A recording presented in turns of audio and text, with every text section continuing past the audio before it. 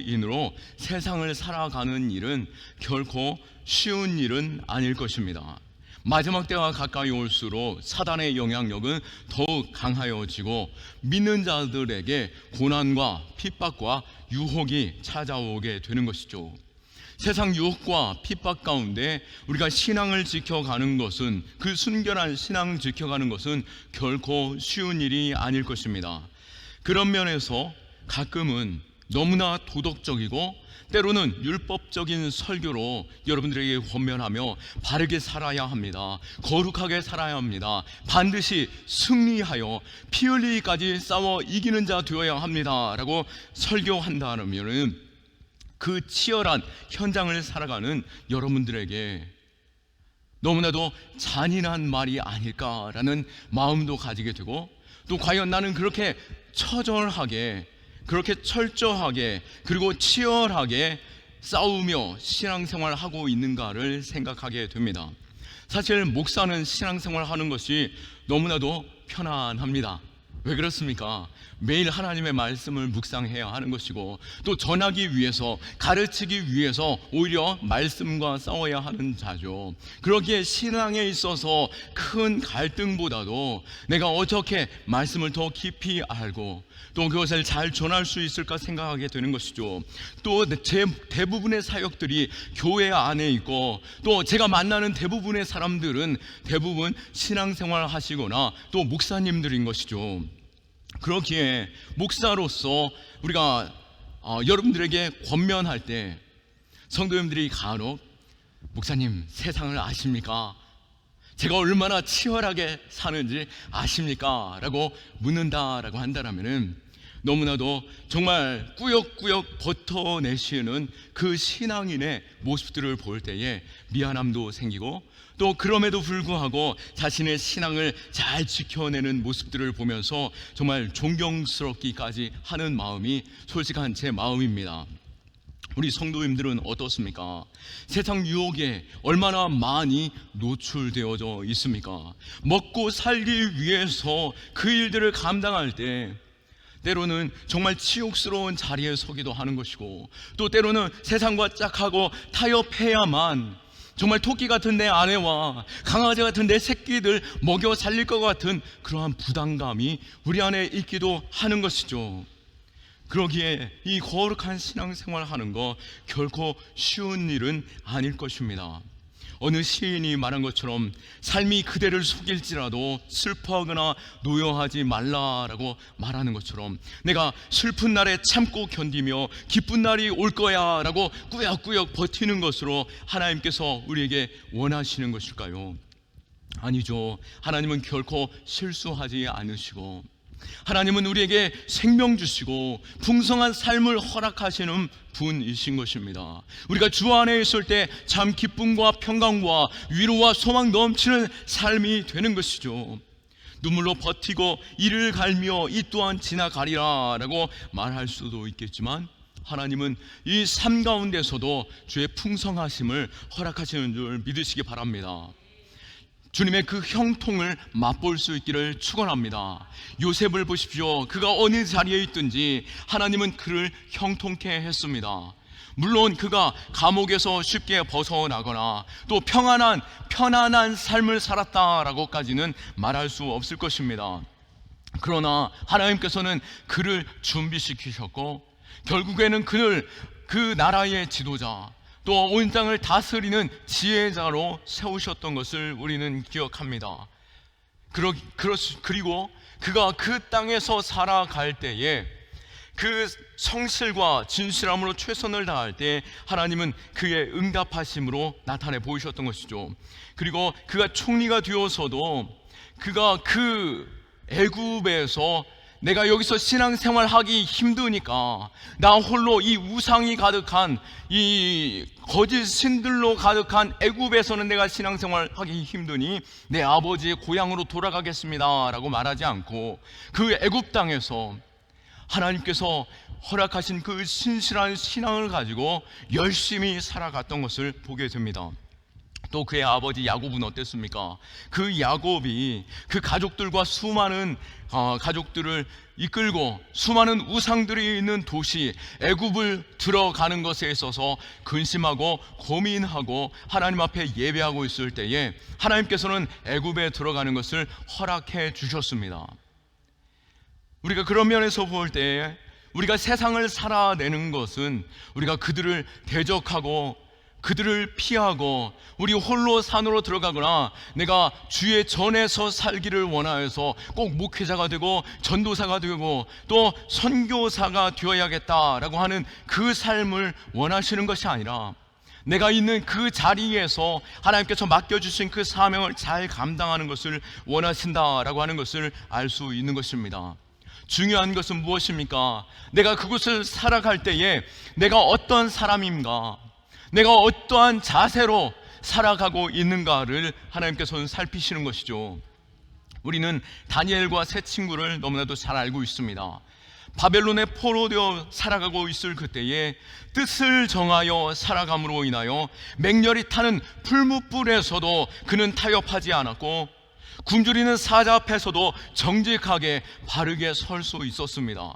그럼에도 불구하고 그 땅 가운데서 존경받는 자로 서 있을 수 있었던 것이죠. 또한 수많은 신들과 우상숭배의 도시였던 고린도 교회를 향해서도 말씀하십니다.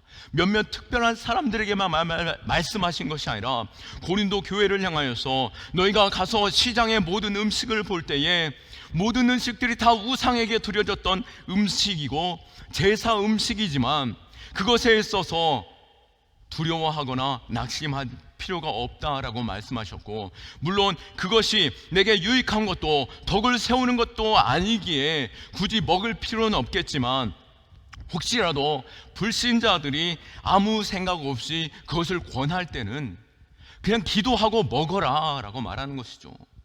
걱정하지 말라라고 말하는 것이죠. 왜요? 만물을 창조하신 하나님께서 모든 것을 먹을 수 있도록 허락하신 것입니다. 물론 주는 자가 이것이 우상 제물에게 드려졌던 것입니다 라고 말한다라면은 그때는 거절해야 하는 것이죠. 왜요? 믿음이 약한 자들을 위해서, 그들의 신앙의 유익을 위해서 우리가 절제하고 참고 거절하는 것이 그들의 신앙에 도움이 되기에 그 일들을 선택하는 것입니다. 그래서 말씀에 나의 유익이 아닌 남의 신앙의 유익을 위해서 선택하라라고 말씀하는 것입니다. 그렇기에 중요한 것은 무엇입니까?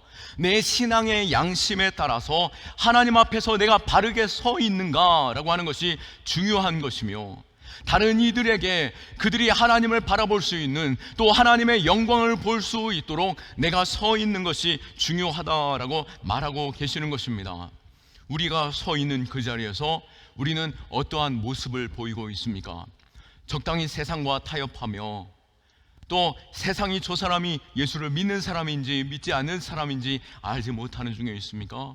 아니요, 저 사람은 예수를 믿는 사람이요, 그러기에 저 사람의 성품을 볼 때, 삶의 자세를 볼 때, 또 뜻을 정한 것을 볼 때에 정말 신뢰할 만한 사람이구나 라고 하는 것들을 보인다라고 한다면은, 오히려 또 나의 유익을 위해서 살기보다도 남의 유익을 위해서 살아간다라고 한다면은 하나님께서 내 삶을 형통케 하시고 더욱더 복되게 하시고 또 잠잠히 머무는 그 자리에서 선한 영향력을 끼치는 자로 서게 할 줄로 믿습니다. 우리는 세상을 살아갈 때 우리가 특별한 기적을 베풀거나 특별히 정말 놀라운 대적하여 싸우는 자와 같은, 전쟁에 능한 자와 같은 신앙인의 모습, 그러한 신앙인도 필요하기도 하겠지만 이 땅에 살아가면서 악에 빠지지 않고 우리가 하나님 앞에서 거룩하게 살아가며 세상 사람들과 함께 선을 행하고 그들에게 참 진리가 무엇인지 증거할 수 있는 신앙인으로 살아가는 것, 그건 역시 매우 중요한 사람이다 라고 말씀하고 있는 것입니다. 예수님께서도 말씀하셨죠. 십자가를 앞두신 예수님께서도 제사장적인 기도를 하실 때 이렇게 기도하셨습니다. 요한복음 17장 14절에서 15절에 내가 아버지의 말씀을 그들에게 주었사오매 세상이 그들을 미워하여 싸우니 이는 내가 세상에 속하지 아니함 같이 그들도 세상에 속하지 아니함으로 인함이니이다. 내가 비옵는 것은 그들을 세상에서 데려가기 위함이 아니요 다만 악에 빠지지 않게 보존하기 위함이니이다. 아멘. 주님께서 기도하시는 것은, 주님께서 말씀 주시고 그들이 바로 서기를 원하시는 것은 세상과 싸워 이기는 자로 서기를 원하는 것이 아니라, 또 지금 당장 그를 데리고 천국에 올라가는 것으로 만족하는 것이 아니라, 그들이 이 세상 가운데 악에 빠지지 않고 잘 보존되어지며 이 땅에서 빛과 소금의 역할, 그 소금의 역할을 잘 감당하는 자로 서는 것을 주님께서 원하시기에 남은 우리를 위해 기도하고 계신 것입니다. 어떤 이는 피 흘리며 싸우기까지, 또 장렬하게 순교의 길에서 사명자의 역할을 감당하기도 하겠지만, 그러한 특별한 사명자로 부르시기도 하셨지만, 그러한 자는 누구입니까? 오늘 엘리야 선지자 역시 아합과 이세벨을 대적하면서 그들과 싸워 이기는 자로 있으며, 또 바알과 아세라 신을 850대 1로서 싸워 이긴 자이고, 또 때로는 깊은 숲속에 들어가 숨어 있기도 하다가 3년의 가뭄을, 그가 숨어 있는 동안 가물을 주었고, 또 그가 기도한 가운데 3년 만에 비를 내리게 하는 그 불같은 사명자의 위치에 서기도 하겠지만, 오늘 본문에서 또 다른 일을 우리가 만나게 됩니다. 누구입니까? 바로 오바댜입니다. 오바댜는 어떤 사람입니까? 3절에 보면은 아합의 왕궁 맡은 자다라고 말하고 있습니다. 왕궁의 대신이며, 지금으로 말하면은 대통령과 가장 측근으로서 비서실장 정도의 역할을 하는 자가 아닐까 생각해 보게 됩니다. 아합 왕의 최측근의 사람이었던 것이죠. 그런데 아합 왕은 어떤 왕이었을까요? 그는 북이스라엘의 가장 악한 왕 중에 한 사람이었습니다. 열왕기상 16장 30절에 보면은 오므리의 아들 아합은 이전의 모든 사람보다 여호와 보시기에 악을 더욱 행하였다라고 말합니다. 어떠한 왕보다도 더 악한 왕이 바로 아합이었다라고 말하고 있죠. 또 16장 33절에 보면은 아합은 이전에 이스라엘의 모든 왕보다 심히 여호와 하나님을 노하게 한 왕이다라고 말하고 있습니다. 어떤 왕보다도 하나님을 화나게 한 왕, 아주 하나님이 그냥 가슴을 치고 이를 부득부득 갈면서 내가 저 녀석을 어떻게 할까라고 분노하였던 왕이었다라고 하는 것이죠. 그런데 그 왕의 최측근, 그가 바로 오바댜였다라고 하는 것이죠. 이 아합 왕은 자신의 아내였던 왕비였던 이세벨과 함께 이스라엘의 온 땅에 온갖 우상들과 또 온갖 거짓 신들로 가득하게 하였고, 바알과 아세라 신을 섬기게 했을 뿐만 아니라 이스라엘 땅에 하나님을 섬기는 여호와의 모든 선지자들을 붙잡아서 사형에 처하는 그런 악한 자들이 바로 아합과 이세벨이었던 것입니다. 그런데 아합 왕과 이세벨의 비서실장이 바로 오바댜였다라고 하는 것이죠. 그가 어떻게 그 자리에 있을 수 있었을까요? 조금만이라도 그가 신앙인의 모습을 보였다라고 한다면은 죽음의 자리에 놓일 수 있지 않았을까요? 그가 그 자리에서 나는 예수 믿는 사람이요, 그때 당시에는 하나님이죠, 하나님을 믿고 나는 하나님을 온전히 예배하는 자입니다 라고 말할 때, 바알과 아세라 신이 아닌 하나님을 섬기는 자로 그 아합 왕과 이세벨 가장 측근에 서 있을 때 어찌 그를 가만둘 수 있었겠습니까? 어쩌면은 그는 아합과 이세벨이 알지 못하는 가운데 신앙생활하고 있었던 것임을 볼 수 있습니다. 그렇다면 성경이 이 사람을 무엇이라고, 어떤 사람이라고 말합니까? 3절 말씀에 오바댜는 여호와를 지극히 경외하는 자라라고 말하고 있습니다. 어떻게 이런 일이 가능합니까? 악한 왕, 그리고 왕비였던 아합과 이세벨 사이에서 그가 어떻게 그들을 섬기는 자로 살 수 있었고, 또 그가 어떻게 신앙생활을 할 수 있었겠습니까? 우상 숭배하는 자리에서 그가 어떻게 버티고 있을 수 있었을까요? 그가 적당히 죄와 타협하는 자로 있었기 때문이었을까요? 우리가 흔히 하는 이야기 속에 박쥐처럼 주의 전에서는 예배 잘 드리는 자처럼 서 있고, 또 세상에서는 마치 하나님은 전혀 알지 못하는 자처럼 세상과 짝하여 살아왔을까요? 그러한 이중인격자처럼 살았기에 그가 살아남을 수 있었을까요? 미국의 어린 아이들처럼 이렇게 손가락 꼬고 거짓말을 했을까요? 손가락 꼬고 거짓말하면은 나는 거짓말한 게 아니야 라고 하면서 그러면서 속이며 신앙생활하고 있었을까요? 성경은 결코 그렇게 말하지 않습니다. 성경은 분명히 그를 어떻게 말하고 있습니까? 여호와를 지극히 경외하는 자다라고 말하는 것이죠. 성경은 단어 하나하나를 사용할 때에 그냥 쉽게 사용하지 않습니다. 그런 면에서 이 여호와를 경외하는 자, 이 오바댜를 가리켜서 지극히 경외하는 자, 매우 대단히 엄청나게를 의미하는 이 지극히라는 단어를 넣어서 경외하는 자다라고 말할 때에는 비록 아합과 이세벨은 모르겠지만 그는 그 누구보다도 더 하나님을 경외하는 자였다라고 말하고 있습니다. 우상을 숭배하는 자였어도 그는 어떻게 해서든 그 자리를 피하거나 그는 그 자리에서 절하지 않았다라는 것을 우리는 성경의 이 단어를 비추어서 알 수 있는 것입니다. 그런 면에서 이 악한 세대를 사는 우리는 세상을 살아갈 때 이 세상에 버티고 살아갈지라도 우리의 마음에서 하나님을 향한 그 경외함과 신실함으로 지극히 그 신앙을 잘 지켜내는 사람, 이 세상 사람과 똑같이 직장 생활함에도 그 가운데에서도 하나님께서 바라볼 때에 지극히 하나님을 사랑하는 자로 서 있는 자 될 수 있기를 축원합니다.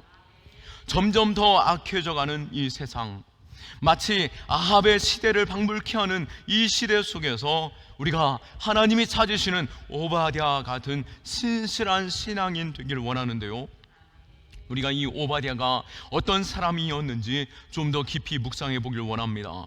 그는 신앙의 정절, 그 신앙의 순전함을 지키던 자였습니다. 오바댜는 앞서 말했듯이 우상 숭배와 죄악으로 가득한 아합의 궁정에서 국내 대신으로 있었던 것이죠. 가장 악하고 이방신과 우상을 의지하였던 왕노릇하는 그 아합의 최측근으로 있었던 자였습니다. 그럼에도 불구하고 그가 지극히 하나님을 경외하는 자다라고 말할 때에 비록 그가 열정적이지는 않았지만 나는 결코 이 자리에 있을 수 없습니다. 나는 당신을 섬길 수 없고 당신 그렇게 하시면 안 됩니다. 내가 칼이 들어오더라도 내가 바른 말 해야겠습니다 라고 말하면서 아합과 이세벨을 향하여서 칼을 들고 그를 향하여 공격하며 달려갔던 자는 비록 아니라 할지라도 그는 신실하게 그 궁전에서 자신의 역할을 잘 감당하고 하나님께서 그에게 허락하시는 모든 순간순간마다 최선을 다해 신앙 가운데 살아가고 있었다라고 하는 것입니다. 물론 그 역시 매우 극심한 신앙의 갈등도 있었을 수 있을 것입니다. 그 악한 왕을 섬기는 일, 또 제사 드리는 일에 있어서 어쩌면은 또 도와야 하는 일조차 있었을 수 있습니다. 그러나 그 일들에 있어서 그는 자신을 더럽히지 않았고 지혜로서 그것을 감당했을 거라고 우리는 믿을 수 있는 것이며, 보고 있다는 것에 있어서 우리가 성전을 더럽히는 것을 보고 있는 그 상황 속에서 자신 안에 감당하지 못하는 큰 어려움조차 그에게 있었을 것입니다. 그럼에도 불구하고 그가 신앙의 정절을 지킬 수 있었던 것은 분명히 하나님이 그 자리에 서게 하신 이유가 있을 것이다 라고 생각하며 잠잠히 하나님의 때를 기다리고 있었다라고 하는 것입니다. 하나님께서 나로 하여금 이 자리에 있게 하시는 것, 나로 하여금 아합과 이세벨을 섬기는 이 자리에 있게 하시는 건 분명히 하나님의 뜻이 있고, 내가 결정적인 순간 하나님의 일을 감당할 수 있기에 이 자리에 머물게 하시는 줄, 하나님께서 나를 이 자리로 이끌게 하셨다라는 것을 신뢰하고 그 자리에 하나님을 잠잠히 기다리고 있었던 것이죠. 그리고 그 자리에서 자신이 할 수 있는 일에 있어서 눈에 보이지는 않지만, 드러나지는 않지만 최선을 다해 그 일들을 감당했음을 우리는 성경을 통해서도 볼 수 있는데요, 4절 말씀에 이세벨이 여호와의 선지자들을 멸하려 할 때에 오바댜가 선지자 100명을 가지고 50명씩 굴에 숨기고 떡과 물을 먹였더라 라고 말하고 있습니다. 아합 왕과 이세벨이 여호와의 선지자들을 다 멸하려는 계획을 가지고 있을 때에 누구보다도 오바댜는 먼저 알았겠죠. 그리고 그는 속히 선지자들을 구해내는 일에 있어서 힘을 다했음을 볼 수 있습니다. 100명의 선지자들을 굴 속에 숨겼고요. 그리고 그 선지자들을 보호하고 먹이고 그들로 하여금 살게 하는 일들을 감당했음을 볼 수 있습니다. 지금 이때가 어느 때입니까? 3년의 가뭄으로 인하여 매우 극심한 그 위기의 때였던 것입니다. 아마 그가 왕궁에 있지 않았다라면 이 가뭄으로 인하여 자신의 목숨조차도 부지하기 힘겨웠을 것입니다. 아마 선지자들 홀로 그들만의 공동체로 동굴 안에 숨어 있었다라고 한다면 그들은 3년 동안 보호받을 수 없었을 것입니다. 그러나 그는 왕궁에서 침묵하는 가운데 조용히 하나님의 선지자들을 섬기고 그들을 먹이고 보호하여 주었던 것을 보게 되는 것이죠. 하나님께서 이 가뭄의 3년 동안 엘리야에게는 까마귀를 통해서 먹이고 마시게 하셨고 사르밧 여인을 통해서 보호하게 하셨다라고 한다면 이 3년의 시간 동안 왕궁에 있던 오바댜가 이 선지자 100명을 보호할 수 있었다라고 하는 것입니다. 결국 하나님은 악하고 기근의 때에 오바댜와 같은 숨어있는 순종의 사람, 숨어있는 신실한 사람, 그 사람을 통해서 하나님의 영광을 드러내 보이셨습니다. 우리가 비록 세상 가운데 어쩌면 더 떳떳하게 내가 신앙생활하고 있고 나는 이것을 할 수 없습니다 거절하거나 또 세상을 대적하여 싸우는 일을 감당하지 못한다 할지라도 내 마음의 신실함과 하나님을 향한 경외함 속에서 하나님께서 내게 주신 그 모든 상황 속에서 그 상황들을 잘 감당하고 또 내가 섬길 수 있는 일에 있어서 최선을 다해 섬기는 그 일을 행할 때 하나님께서는 그 기근의 때에 주의 선지자 100명의 선지자들을 먹이고 입히는 일들의 통로로 서게 하실 줄로 믿으시기 바랍니다. 우리가 드러내놓고 주의 일을 감당하지 못한다 할지라도 하나님께서 내게 베풀어 주신 그 상황 속에서 내가 할 수 있는 일에 있어서 하나님을 내가 섬길 수 있는 일에 있어서 내가 할 수 있는 것이 무엇인지 하나님께 묻고 그 일을 잘 감당할 수 있기를 축원합니다. 또한 이 오바댜는 이러한 일들이 어떻게 가능할 수 있었습니까? 그는 하나님을 두려워하였고 그는 하나님을 경외하는 자였기에 그것이 가능했던 것이죠. 그는 하나님을 경외하였습니다. 경외한다라고 하는 것은 하나님을 사랑하고 두려워하는 자다라고 하는 뜻입니다. 이 다른 표현으로 생각해 본다라고 한다면 하나님을 체험하는 사람이다라고 말할 수 있을 것입니다. 우리는 요셉을 잘 알고 있습니다. 요셉이 보디발의 가정에서 종으로 있을 때에 보디발의 아내가 그를 유혹하였습니다. 아무도 없는 집에서 보디발의 아내의 그 유혹에 살짝 응답해 준다라고 한다면 그 가정에서 많은 것들을 자신이 취할 수 있고 또 편안하게 그곳에서 살아갈 수 있었을 것입니다. 그러나 요셉은 무엇이라고 말합니까? 어떻게 반응합니까? 창세기 39장 9절에 보시면은 이 집의 주인이 내게 모든 것을 맡겼지만 금한 것은 당신뿐이니 당신은 그의 아내임이라. 그런즉 내가 어찌 그 큰 악을 행하여 하나님께 범죄하리까? 요셉은 그의 모든 삶에 있어서 하나님이 자신을 바라보고 계시고 지금 내가 하나님과 함께 있음을 끊임없이 경험하는 자였습니다. 이 오바댜가 진실로 하나님 앞에서 경외하였다라고 말하는 그 말씀을 통해서도 우리가 볼 수 있는 것은 그가 있는 그 자리에서 그는 끊임없이 하나님을 체험하고 있었고 하나님께서 기뻐하시는 일이 무엇인지 분별하였고 또 그 일에 있어서 최선을 다해 살아가고 있었음을 우리는 볼 수 있는 것입니다. 우리는 참 두려워해야 할 자를 두려워해야 하는 것입니다. 대부분의 사람들은 법보다 가까이 있는 주먹을 무서워합니다. 당장 눈앞에 있는 권력이 더 두려운 것이죠. 그렇기에 오바댜는 아합과 이세벨이 더 두려울 수 있었겠지만 이 오바댜는 더욱 크신 하나님을 두려워하는 가운데 그가 있는 그 자리에서 범죄하지 않았고 자신이 할 수 있는 것에 있어서 이것을 하나님께서 하게 하시려고 나로 하여금 이 자리에 있게 하셨구나 라고 하실 때에는 자신의 생명조차 아끼지 아니하고 최선을 다해 섬길 수 있었던 것을 우리는 볼 수 있는 것입니다. 또 그가 어떻게 이 세상을 이기는 용기, 이것을 잃어버리지 않을 수 있었을까요? 그는 어렸을 때부터 바른 신앙으로 자라왔기 때문이었습니다. 오바댜가 이렇게 우상 숭배가 국가적으로 만연한 이때에 자신의 목숨의 그 위태함 속에서도 왕의 측근에게 하나님을 경외할 수 있었던 것은 12절 하반절 말씀에 보시면은 당신의 종은 어려서부터 여호와를 경외하는 자라라고 말하고 있습니다.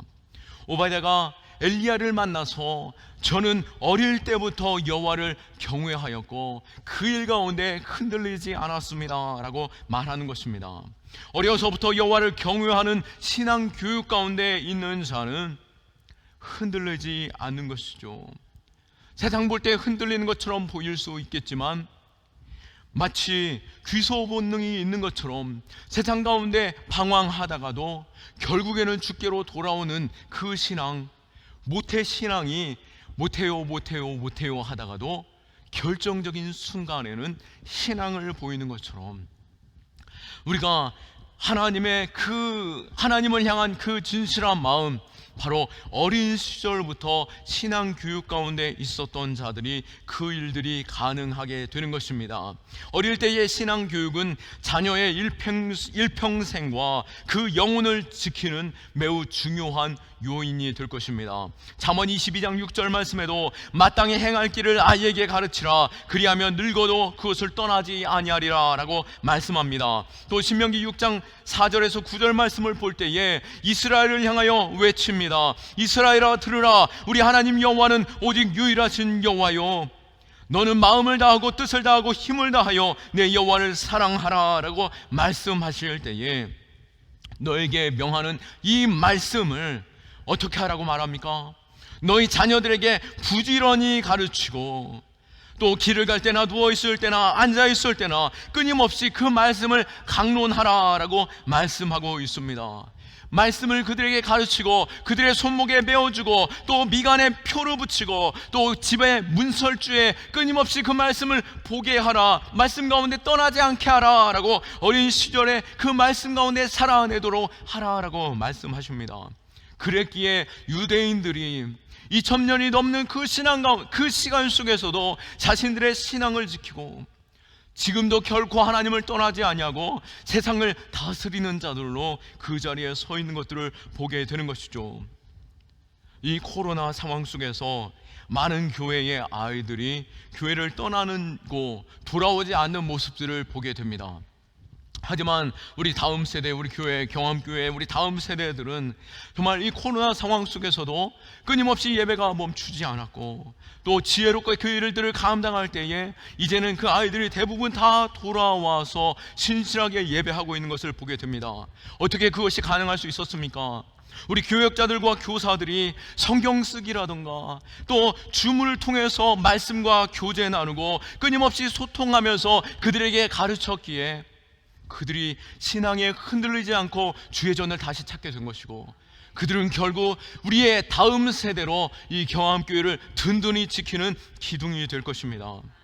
우린 이렇듯 어릴 때 신앙이 얼마나 중요한지를 알고 그 신앙을 위해서 우리가 힘써 섬기고 세워주어야 할 것입니다. 그리고 이 신앙은 단순히 교회에서만으론 부족합니다. 우리의 가정에서도 철저하게 그것이 이루어져야 하는 것이죠. 하나님의 사역자였던 디모데는 어땠습니까? 디모데후서 1장 5절에 보면은 내 속에 거짓이 없는 믿음이 있음을 생각함이라. 이 믿음은 먼저 너의 외조모 로이스와 내 어머니 유니게 속에 있더니 너의 속에도 있는 줄을 확신하노라. 너의 외할머니를 보니 너의 어머니를 통하여서 네가 이 신실한 믿음을 가지게 되었구나 라고 말하고 있는 것이죠. 우리의 자녀들 신앙 가운데 잘 가르칠 수 있기를 축원하고, 또 그 신앙이 흔들리지 않는 신앙 될 때 바로 위기의 때에 오바댜가 자신이 있는 자리에서 온전히 믿음의 사람들을 세워주고 목숨을 부지하는 것에 있어 힘을 다해 도울 수 있었던 그 일들이 감당할 수 있었던 것, 우리가 바로 이 신앙 가운데 있었음을 보게 되는 것입니다. 말씀을 마칩니다.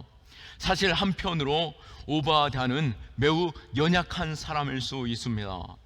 마음이 약하였기에 그는 이 아합과 이세벨 앞에서 자신이 언제 죽을지 모르는 두려움 중에 있었음을 우리는 볼 수 있습니다. 그것을 8절과 9절에서 보면 알 수 있는데요, 그가 그에게 대답하되 그러하다 가서 내 주인에게 말하여 엘리야가 여기 있다 하라. 이르되 내가 무슨 죄를 범하였기에 당신이 당신의 종을 아합의 손에 넘겨 죽이게 하려 하시나이까 라고 말하고 있습니다. 엘리야요, 내가 어떻게 당신을 만났다라고 아합에게 말할 수 있겠습니까? 그러다가 제가 죽습니다 라고 말하고 있는 것이죠. 바로 죽음에 대한 두려움이 있었기 때문에 그는 그 자리에서 철저하게 자신을 지키고 또 양면에서 그것을 잘 감당할 수 있었을 것입니다. 그러나 분명한 것은 자신이 신앙 가운데 그 신앙을 드러내야 할 상황 속에서는 목숨을 다해 선지자의 100명을 먹여 살리는 그 보호하는 일들이 감당할 수 있었고, 결국에는 엘리야가 온전히 그 나라 가운데 아합 앞에 온전히 설 수 있도록 섬기는 자 될 수 있었던 것입니다. 이 시대를 살아가는 여러분들을 축복하고 또 여러분들을 격려합니다. 물론 신앙의 그 일들을 감당하는 것은 결코 쉽지 않다 할지라도 신실한 이 신앙, 하나님을 경외하고 하나님을 두려워하고 또 어느 자리에서나 하나님을 섬기는 일에 있어서 가르치고 또 맡겨주신 그 사명, 내가 감당해야 할 것이 무엇인지 깨닫게 할 때에 충성을 다해 섬김으로 인하여 하나님께 영광을 드러내 보이는 여러분들의 모든 삶에 축복이 있기를 원하고, 또 그러한 경암교회 되기를 예수 그리스도의 이름으로 축원합니다. 우리 하나님께 영광의 박수 올려드립니다.